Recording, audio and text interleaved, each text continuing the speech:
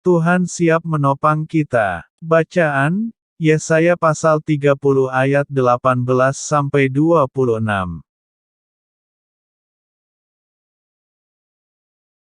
Sebab itu Tuhan menanti-nantikan saatnya hendak menunjukkan kasih-Nya kepada kamu, sebab itu Ia bangkit hendak menyayangi kamu. Sebab Tuhan adalah Allah yang adil, berbahagialah semua orang yang menanti-nantikan Dia. Yesaya pasal 30 ayat 18. Dalam menempuh perjalanan hidup ini, kita seringkali dihadapkan pada ujian, tantangan, dan rintangan. Tidak dipungkiri kalau hal itu pula yang membuat kita jadi lemah, patah semangat, dan frustasi. Saat berada dalam situasi sulit seperti itu, terkadang kita baru menyadari bahwa kehadiran Tuhan dan pimpinan-Nya sangat kita butuhkan. Melalui firman-Nya Tuhan menuntun dan memimpin langkah kita, karena firman-Mu itu pelita bagi kakiku dan terang bagi jalanku. Mazmur pasal 119 ayat 105.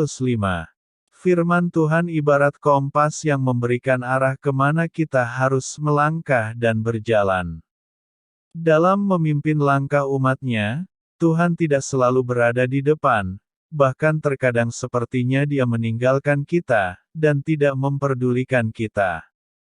Padahal sesungguhnya Dia ada di dekat kita untuk mengawasi dan mendukung kita, ketika jalan yang kita tempuh itu jalan yang berkelok-kelok, tidak rata, dan jalan yang tidak kita kenal. Karena itu kita tidak perlu takut dan khawatir, sebab Tuhan selalu punya cara untuk memimpin kita, seperti seorang gembala yang berjalan di depan kawanan domba. Terkadang juga Dia berada di belakang dan tidak terlihat oleh kita. Mengapa Tuhan perlu berada di belakang kita? Karena Tuhan lebih tahu segala hal yang ada di depan kita.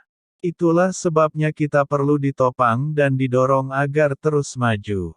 Ketika di depan kita ada rintangan, biasanya kita mudah sekali menjadi lemah, putus asa, dan menyerah di tengah jalan. Itulah sebabnya Tuhan perlu menopang dan mendorong kita. Tuhan perlu berada di belakang, di mana kita tidak mudah melihatnya, supaya kita belajar percaya dan bergantung penuh kepada Tuhan. Dan telingamu akan mendengar perkataan ini dari belakangmu, inilah jalan, berjalanlah mengikutinya, entah kamu menganan atau mengiri.